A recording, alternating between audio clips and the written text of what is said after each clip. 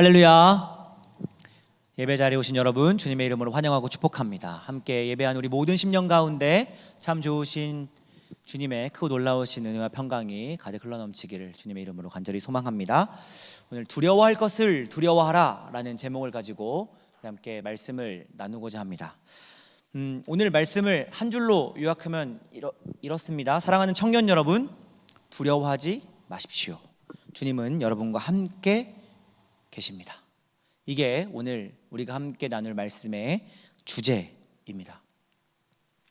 오늘 말씀은 주님이 제자들을 세상에 보내실 때에 당부하신 말씀입니다. 마태복음 10장 1절, 오늘 우리는 10장 24절부터 읽었지만 10장 1절 말씀에 의하면 우리 같이 한번 읽어볼까요? 시작. 예수께서 그의 12 제자를 부르사 더러운 귀신을 쫓아내며 모든 병과 모든 약한 것을 고치는 권능을 주시니라. 아멘. 네, 오늘 말씀 10장 1절 말씀에서 무엇이라고 이야기하고 있냐면 주님은 제자들에게 세 가지 능력을 주시고 선물로 주시면서 그냥 세상 알아서 가 이게 아니라 세 가지의 능력을 주시면서 제자들을 세상으로 파송하시는데 첫 번째가 뭐예요? 귀신을 쫓는 능력이고, 두 번째가 병을 고치는 능력이고, 세 번째가 약한 것을 회복시키는 능력. 이 세 가지의 능력을 주님께서 허락하시면서 세상 가운데로 제자들을 파송해 주고 계십니다. 여러분, 이 능력을 받은 제자들의 입장에서 생각해 보면 굉장히 좋은 선물을 받은 것이죠. 이 말로만 천국 복음을 전하는 것이 아니라 이 능력을 세상 사람들 앞에서 멋지게 보여줄 수 있는 어떤 조건이 갖추어졌기 때문입니다.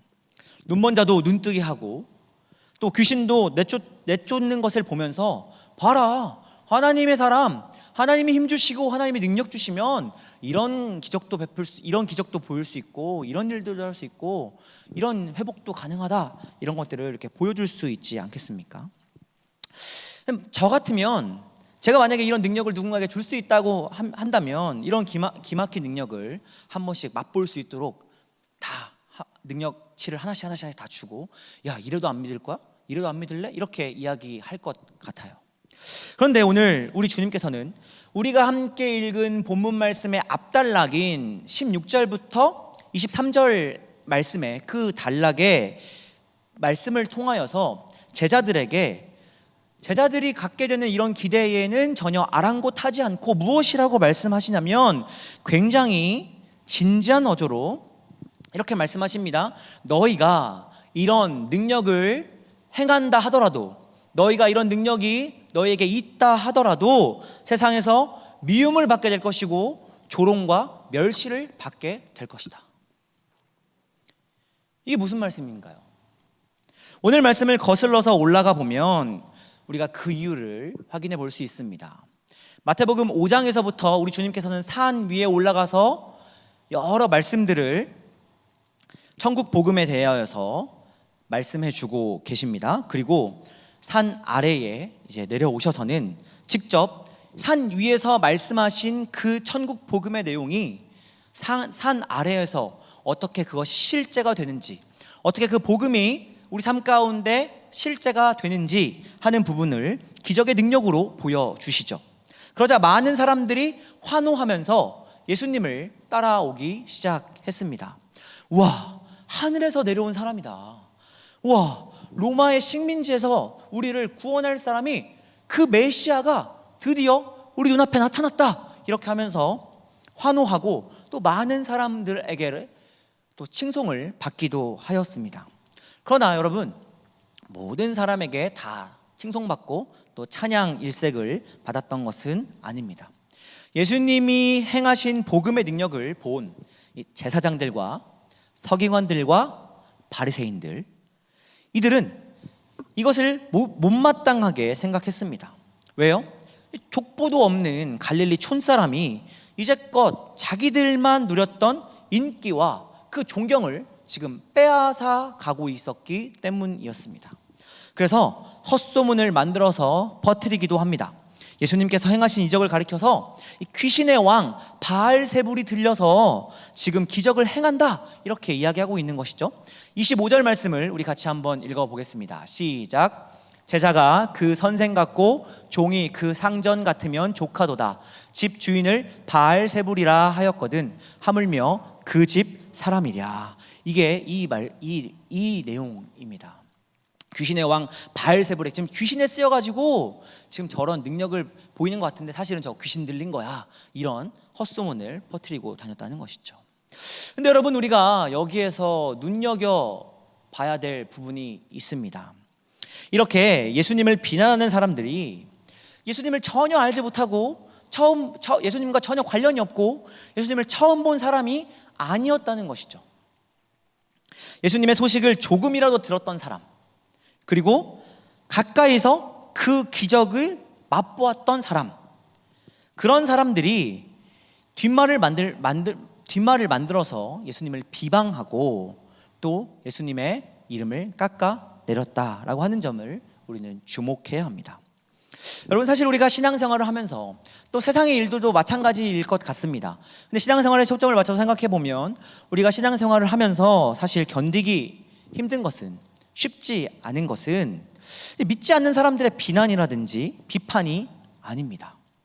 내 주위에서 예수를 안다고 하는 자들이, 그리고 또 교회를 열심히 다닌다고 하는 자들이, 심지어는 같은 교회 또 같은 공동체 식구, 그런 사람들이 사실이 아닌 거짓말을 만들어서 뒷말을 하고 다니는 것을 알았을 때 그때가 사실 참 괴롭습니다. 말을 만들어내고 또 시기하고 욕하는 사람들을 보면 언제나 일정한 패턴이 있는데요, 그것은 있는 대로 이야기하지 않고 왜곡하고 꾸며낸다는 데 있습니다. 선한 것을 선하다고 이야기하지 않습니다.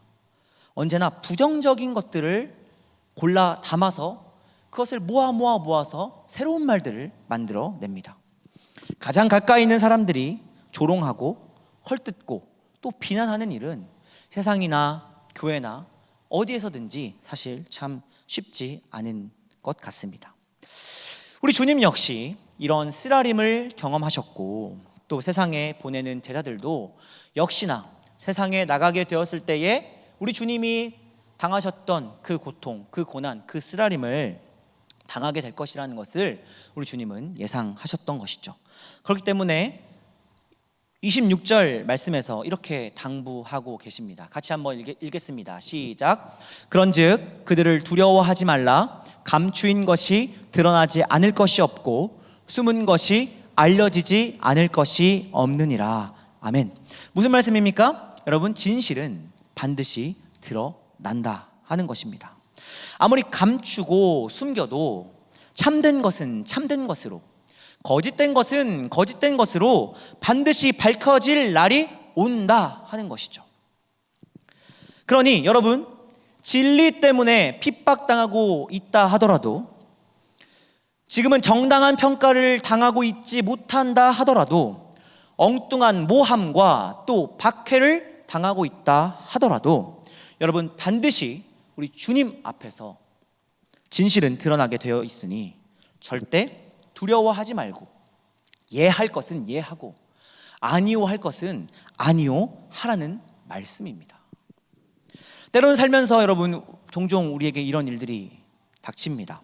분명 옳은 일을 하는데 그럼에도 불구하고 주위에서 날아오는 시기와 또 편견 때문에 힘이 들어 그만두게 되는 경우들도 왕왕 생깁니다.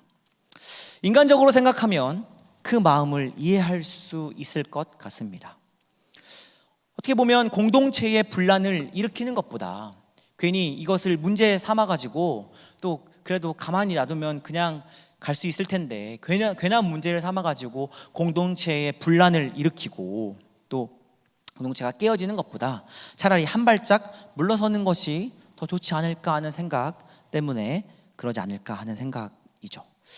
그러나 여러분, 그렇게 해야 될 일도 있을 수 있겠습니다만, 그러나 하나님이 우리에게 주신 이 양심과 관계된 일이라면, 그리고 그것이 하나님 앞에서 분명히 옳은 일이라고 한다면 물러서거나 포기해서는 안 되는 이유가 바로 우리가 오늘 함께 읽은 이 26절 말씀에 기록되어 있는 것입니다. 26절 말씀에 의하면 무엇이 옳고 무엇이 그른 것인지 반드시 밝혀질 날이 온다 하는 것입니다. 그러므로 주의 일을 하다가 고난받을 때 사랑하는 우리 청년 여러분, 더욱더 담대해질 수 있기를 바랍니다. 주님께서 다 아시고 우리와 함께 하시겠다 약속해 주셨기 때문입니다. 주님은 지금 세상에 보내는 당신의 제자들에게 너희들 이런 여러 능력들이 있지만 세상에 나가잖아? 반드시 시련당할 거야. 반드시 고난당할 거야. 반드시 세상 사람들이 너를 손가락질 할 거야. 그렇지만 그럼에도 불구하고 씩씩하고 당당하게 그리고 용감하게 살아. 이렇게 지금 말씀해주고 계신 겁니다. 염려하지 마 이렇게 말씀해주고 계신 겁니다. 두려워하지 마 이렇게 말씀해주고 계신 겁니다. 근데 여러분, 제가 강단에 서서 말씀을 전하는 목사라서 저도 설교는 이렇게 하지만 저의 삶을 돌아보면 또 말씀을 준비하면서 저의 삶을 되돌아보았을 때 저 역시도 믿음이 참 부족하다라는 것을 다시 한번 깨달았습니다. 저도 세상이 무서울 때가 있습니다. 아니, 무섭습니다. 때로는 두렵습니다. 그리고 부담스러울 때가 있습니다. 할 수만 있으면 이 세상 안에서, 교회 안에서, 공동체 안에서 일어나는 여러 가지 많은 부정하고 불의한 일들을 못 본 척하고 지나가고 싶을 때도 있고, 또 적당히 타협하면서 편히 살면 좋겠다라고 하는 생각을 가질 때도 있습니다. 저도 이제 자녀들을 낳고 우리 아이들을 양육하다 보니 이 예수님께서 제자들을 세상에 파송하실 때에 어떤 마음이셨을까 하는 것에 대해서 조금은 어떤 마음이신지 이해가 되는 것 같습니다. 어제도 이 리더 모임 때 잠깐 이 출산 양육과 관련한 이야기들이 잠깐 나왔습니다. 그런데 우리 아이들이 살아갈 세계가 그다지 안전하지 않기 때문에 출산이나 육아에 굉장히 많은 고민과 또 생각들을 많이 하고 계신 것 같습니다. 여러분도 여러분들의 그 인생 주기 가운데 또 계획 가운데 결혼을 하고 또 자녀들을 낳고 또 우리 그 자녀들이 커가는 모습들을 이렇게 보면서 양을 이 늑대 우리 가운데로 보내는 것 같다라고 말씀하신 그 주님의 마음이 어떤 마음이신지 여러분들도 충분히 이해하게 되실 것 같습니다. 그러나 여러분, 아무리 세상이 어렵다고 하더라도, 아무리 세상이 위험하고 또 부담스럽다 하더라도 부모가 자식에게 얘야, 너희들은 그냥 세상하고 적당히 타협하면서 그렇게 살아가라 이렇게 가르칠 수는 없습니다. 살면서 만나게 된 여러 가지 위험과 또 여러 가지 또 어려움 가운데서도 그냥 꼼수 부리면서 요리조리 잘 피해가. 그게 세상을 살아가는 지혜야 라고 그렇게 가르칠 수가 없는 거죠. 아무리 힘들어도 아무리 어려워도 얘야, 용기를 가지고 때로는 정면승부하면서 하나님이 주시는 지혜 가지고 씩씩하게 당당하게 용감하게 살아가라 이렇게 가르칠 수밖에 없지 않겠습니까? 왜냐하면 그게 부모이기 때문이죠. 성경이 우리에게 가르치는 것도 바로 이런 것입니다. 너희는 배우고 확신한 일에 거하라. 성경은 우리에게 그렇게 분명하게 말씀해주고 있습니다. 그 때문에 목회자로 소명받고 안수받은 제가 여러분에게 말씀드릴 수 있는 것은 오직 이것뿐입니다. 오직 우리 예수 그리스도만이 우리 삶의 지표가 되신다는 것입니다. 그 예수님이 우리에게 무엇을 가르치고 계십니까? 예수님은 오늘 우리가 함께 읽은 본문 말씀 마태복음 10장 29절 말씀 이하에서 참새 이야기를 꺼내십니다. 그러면서 이렇게 말씀하시죠. 하나님이 허락하지 않으시면 그 어떤 것도 땅에 떨어지지 아니하고 하나님의 자녀인 너희는 머리털 개수까지, 머리카락 숫자까지 하나님께서 다 세고 계시니 그렇게 꼼꼼하게 알고 챙기실 정도로 하나님께서 그렇게 귀하게 여기고 계시니, 그러니 너희는 두려워하지 말고 오직 세상 속에서 사람들 한가운데서 하나님을 시인하며 살아가라, 이렇게 당부하고 계십니다. 여러분, 이 구절은 우리가 다시 한번 곰곰하게 구석구석 한번 생각해 보아야 할 대목입니다. 여러분, 저는 저희 집에서 제 아내와 딸에게 격식을 차리지 않습니다. 있는 그대로 모습을 보이면서 살아갑니다. 집 안에서는 옷도 편하게 입고, 또 때로는 생뚱맞게 우리 딸 아이와 같이 춤도 추고 같이 노래도 부르고, 또 재미있는 게임도 하고 깔깔깔 웃기도 하고 그렇게 보냅니다. 그렇다고 해서 제 아내가 그런 저의 모습을 보고 저 사람 참 이상한 사람이야 라고 이야기하지 않습니다. 그런 모습을 보고 제 딸이 아빠 병원 좀 가봐요 이렇게 이야기하지 않는다는 거죠. 왜요? 우리 집이고 내 식구이기 때문에 그렇습니다. 여러분, 우리가 격식을 차려야 할 곳은 내 집, 내 가족이 아니라 사실은 집 밖입니다. 집에 들어갈 때마다 여러분, 옷 매무새를 가다듬고 방 안을 걸어 다닐 때도 항상 이렇게 종종걸음에 발꿈치를 이렇게 들고서, 또 잠자리에 들기까지 정장에 항상 그 넥타이를 차고 이렇게 살아갈 수 없죠. 집에서는 화장실도 자유롭게 가고, 먹고 나서 막 잘 먹었다 하면서 맛있다 이런 제스처도 하고, 그죠? 자연스럽게 우리가 정말 할 수 있는 최대한의 자연스러움을 집 안에서는 그렇게 표출하며 살아가죠. 그런데 여러분, 그렇지 못하다고 한다면 과연 그것이 집이겠습니까? 아마 정말 어려운 분의 집에 이렇게 가서 우리가 이렇게 있을 때나 우리의 격식을 차리고 우리의 옷을 가다듬고 또 우리의 걸음걸이를 정돈하고 이렇게 하지 않겠습니까? 우리의 신앙도 이와 마찬가지입니다. 내 믿음을 표현해야 될 곳은 사실 여러분, 교회 안이 아닙니다. 교회에서는 누구나 예수 그리스도를 구주로 시인하고 고백하는 사람들이 식구가 되어서 함께 모여 있기 때문에 그렇습니다. 이곳에서 괜스레 자기의 신앙을 자랑하려고 폼 잡는 사람들이 있다면 그거야말로 정말 이상한 사람이고, 그거야말로 정말 병원에 가야 될 사람이지 않겠습니까? 여러분, 우리의 신앙은 교회 안에서의 신앙이 아니라 세상 안에서, 그리고 사람들 안에서 삶으로 나타나고 드러나야 합니다. 여러분, 우리가 교회에서는 손들고 찬양할 수 있어요. 우리가 교회에서는 방언으로 기도할 수 있어요. 우리가 교회 안에서는 사실 자연스럽게 우리의 신앙을 표출할 수 있어요. 그런데 그것이 여러분, 교회 문 밖에 바로 나가는 그 순간 동일하게 여러분들 신앙을 나타내고 드러낼 수 있습니까? 똑같이 막 손들고 찬양하고 막 걸어가면서 방언으로 기도하고 이 차원이 아닙니다, 여러분. 여러분들 신앙을 교회 안에서 나타내고 드러내려고 하는 것처럼 정말 세상 한가운데서도 사람들과의 관계 속에서도 드러내고 나타낼 수 있느냐 하는 것입니다. 여러분, 세상 속에서 사람들 한가운데서 하나님 뜻대로 살아가는 것이, 그것이 믿음입니다.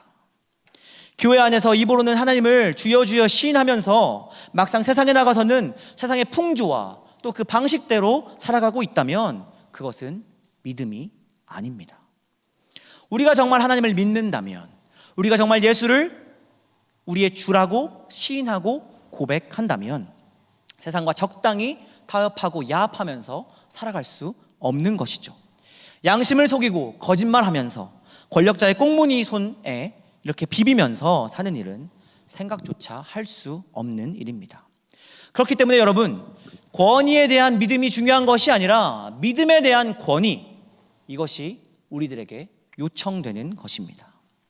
주님이 우리에게 선물로 주신 믿음은 결코 나약하지 않습니다. 어린 다윗이 거인 골리앗 앞에 세워두고 결국 싸워서 이기게 만드는 것, 그것이 바로 하나님이 우리에게 주신 믿음입니다. 골리앗과 같은 세상이 우리 눈앞에 펼쳐져 있습니다. 되겠어 저게? 내가 돌파할 수 있을까? 내가 저거 이길 수 있을까? 두려움과 떨림이 우리를 사로잡습니다. 하지만 두려워 떨고 타협하고 꽁지 사리는 것이 믿음이 아니다라고 하는 것이죠. 여러분, 참된 믿음은 우리에게 정말 우리가 무서워해야 할 것과 또 우리가 무서워하지 않아야 될 것을 분명하게 알려주는 지혜와 용기를 우리에게 가져다 줍니다. 물론 우리가 살아가는 삶의 자리는 결코 녹록하지 않습니다. 여러분, 한 사람 한 사람이 세상 가운데서 정말 수고하며 살아가고 계십니다. 그렇기 때문에 여러분, 이 길이 굉장히 불편하고 때로는 거친 광야 같다는 것을 우리 주님도 너무나 잘 알고 계셨습니다. 그래서 마태복음 10장 16절 이하에서는 아주 비장하게 우리 주님께서 말씀해 주고 계시는데요, 우리 16절 말씀을 같이 한번 읽어보겠습니다. 함께 읽겠습니다. 시작. 보라, 내가 너희를 보냄이 양을 이리 가운데로 보냄과 같도다. 그러므로 너희는 뱀같이 지혜롭고 비둘기같이 순결하라. 아멘.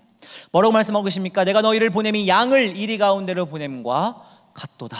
지금 이렇게 우리 주님께서는 말씀해 주고 계시죠. 양이 이리를 어떻게 이깁니까, 여러분? 물리적으로 가능합니까? 양이 이리를 이긴다는 건 불가능하죠. 토끼가 어떻게 사자를 이깁니까?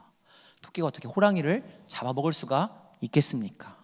그러나 그럼에도 불구하고 우리 주님께서는 우리에게 다시 한번 분명하게 요청하고 계십니다. 두려워하지 말라. 내가 너희와 항상 함께할 것이니 걱정하지 말고 염려하지 말고 두려워하지 말고 세상 한복판으로 당당하게 들어가라 라고 하는 것입니다. 왜요? 하나님이 너와 함께 든든히 버텨줄 것이야. 그 약속이 오늘 우리가 함께 읽은 본문 말씀의 약속입니다. 우리 10장 19절 말씀 같이 한번 읽어볼까요? 네, 읽겠습니다. 시작. 너희를 넘겨줄 때에 어떻게 또는 무엇을 말할까 염려하지 말라. 그때에 너희에게 할 말을 주시리니. 아멘. 너희에게 할 말을 주시겠다 약속해 주시고 계십니다. 20절 말씀 같이 읽겠습니다. 시작. 말하는 이는 너희가 아니라 너희 속에서 말씀하시는 이 곧 너희 아버지의 성령이시니라. 아멘. 여러분, 이 말씀을 보면 하나님께서 우리 곁에 서서 어떻게 하시겠다는 거예요? 그때마다 피할 길을 열어주시고 그때마다 악한 세상과 대적과 싸울 수 있는 힘과 용기와 믿음과 능력을 우리에게 허락해 주시겠다. 지금 이렇게 약속해 주고 계시다라고 하는 것이죠. 그렇기 때문에 여러분, 하나님은 정작 우리가 두려워해야 할 것은 세상이 아니라 하나님이어야 된다라고 하는 것을 오늘 우리가 읽은 본문 말씀을 통해서 아까 우리가 함께 읽은 19절, 20절 말씀과 연결해서 우리에게 다시 한번 말씀해 주고 계신 것이죠. 28절 말씀을 같이 함께 읽겠습니다. 시작. 몸은 죽여도 영혼은 능히 죽이지 못하는 자들을 두려워하지 말고 오직 몸과 영혼을 능히 지옥에 멸하실 수 있는 이를 두려워하라. 아멘. 29절 말씀 시작. 참새 2마리가 한 아사리온에 팔리지 않느냐? 그러나 너희 아버지께서 허락하지 아니하시면 그 하나도 땅에 떨어지지 아니하리라. 30절이요.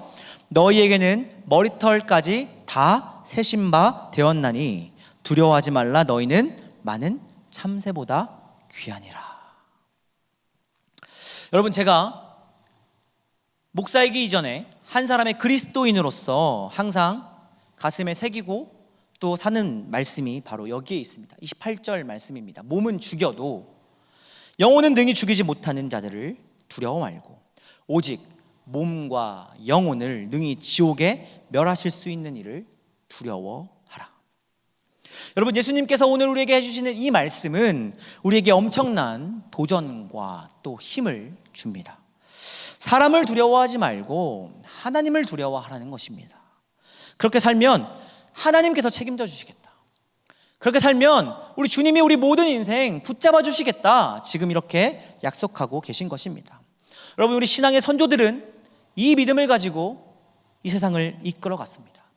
이 믿음을 가지고 그들의 신앙을 지켜나갔습니다. 이 믿음을 가지고 이 땅을 복음화했습니다. 이 말씀을 가슴속에 새기고 살아갔습니다.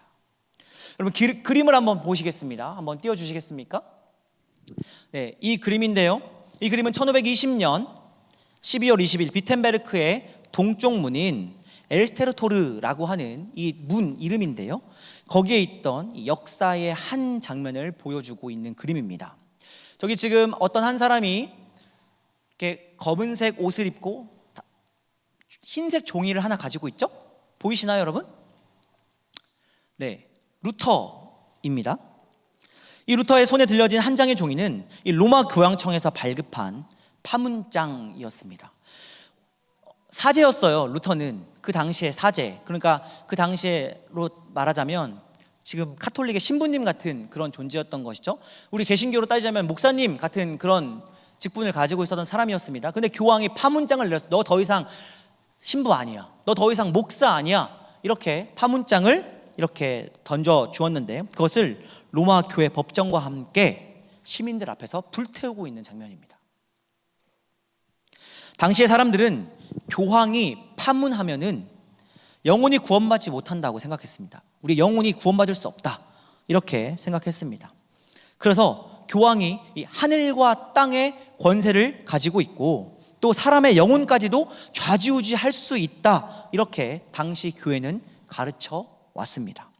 그 때문에 사람들은 교황을 매우 두려워했고 또 교황이 부당한 불법을 저지른다 하더라도 아무 소리 하지 못했습니다. 왜냐하면 그 교황은 모든 법 위에 군림하는, 현존하는 최고의 권력이었기 때문입니다. 그러나 루터는 그런 것은 거짓이고 그런 것은 사기입니다 라고 당당하게 선언합니다. 제 아무리 권력을 손에 쥐고 있는 교황이다 하더라도 하나님 앞에 서 있는 한 사람의 영혼을 종이 한 장으로 어찌할 수 없다라고 하는 것이었습니다. 이것이 500년 전 종교개혁자 루터가 비텐베르크 성책교회에 붙여놓았던 95개조 반박문의 핵심 내용입니다. 우리의 영혼을 능히 살릴 수 있고 우리의 영혼을 능히 죽일 수 있는 분은 오직 하나님 한 분밖에 없습니다 라고 하는 것이죠. 이것이 바로 종교개혁의 정신이었고 이 믿음의 토대 위에 지금의 개신교회가 세워진 것이죠. 우리 복된 교회도 역시 마찬가지입니다. 권위에 대한 믿음이 아니라 믿음에 대한 권위, 이것이 종교개혁 정신의 핵심입니다. 그러니 우리를 두렵고 떨리게 만드는 것들에 대한 믿음과 또 숭상이 아니라 믿음에 대한 권위를 우리는 회복해야 합니다. 그 믿음은 바로 모든 것 이상으로 하나님을 두려워하고 모든 것 이상으로 하나님을 사랑하고 모든 것 이상으로 하나님을 신뢰하는 것입니다. 예수님은 오늘 말씀을 통해서 세상 사람들 앞에서 자신을 시인하라 이렇게 말씀해 주고 계십니다. 그렇지 않으면 마지막 날에 나도 너희를 부인하겠다 말씀하십니다. 32절 33절 같이 한번 읽어보겠습니다. 시작. 누구든지 사람 앞에서 나를 시인하면 나도 하늘에 계신 내 아버지 앞에서 그를 시인할 것이요 누구든지 사람 앞에서 나를 부인하면 나도 하늘에 계신 내 아버지 앞에서 그를 부인하리라. 아멘. 여러분, 이 경고의 말씀을 우리는 새겨 들어야 합니다. 사회와 종교의 타락이 임계점에 달했는데도 눈과 귀를 막고 번지르르한 예배만 참석하고 있는 게 교인이 아닙니다. 그것이 그리스도인이 아닙니다. 예수님이 세상으로 보낸 제자라고 한다면 세상 속에서 우리를 통하여 하시고자 하시는 그 하나님의 목소리를 낼 수 있어야 합니다. 약한 자를 무시하고 권력을 탐하고 돈으로 양심을 사고 거짓이 난무하는 세상에 눈과 귀를 닫고 살아가는 것은 우리 신앙 양심에, 우리의 믿음에 아무런 관련이, 아무런 상관이 없습니다. 정말 중요한 것은 우리의 일상 한 가운데에서 하나님을 시인하며 살아가는 것, 범사에 그를 인정하며 살아가는 것, 그것이 중요합니다. 설령 우리 앞에 골리앗과 같은 거대한 권력이 서 있다 하더라도 양심을 거스르는 것은 불편하고 안전하지 않습니다. 왜냐하면 우리의 양심이 하나님의 말씀에 사로잡혀 있는 한 우린 천하보다 귀하고 또 우리는 그 하나님으로 인하여 안전하기 때문입니다. 사랑하는 청년 여러분, 오늘 모든 것은 다 있더라도 이것 하나는 꼭 기억하고 가시기를 권면합니다. 이 설교가 끝나면 우린 이제 세상으로 우리의 발걸음을 옮기게 됩니다. 주님께서 주시는 말씀은 두려워해야 할 것을 두려워하는 지혜와 두려워하지 않아야 할 것을 두려워하지 않는 용기, 두려워하지 말아야 할 것에 맞서는 용기를 우리에게 가져다 주십니다. 왜냐하면 그 안에는 주님의 변치 않는 약속이 있기 때문입니다. 내가 너희와 늘 항상 함께 할 거야. 내가 버텨줄 거야. 내가 너의 힘이 되어줄 거야. 이것을 우리 주님께서 우리에게 약속하고 계시기 때문입니다. 그 약속은 내가 너희와 항상 함께 하겠다 하는 이 약속입니다. 바라기는 오늘 우리가 함께 드리는 이 예배를 통해서 세상 안에서 드러나는 믿음, 용기 있고 지혜로운 믿음이 여러분의 일상 한가운데서 푸릇푸릇 열매 맺게 되기를 주님의 이름으로 간절히 축원합니다. 시간 우리 같이 함께 찬양하고 또 기도의 자리로 나가겠습니다.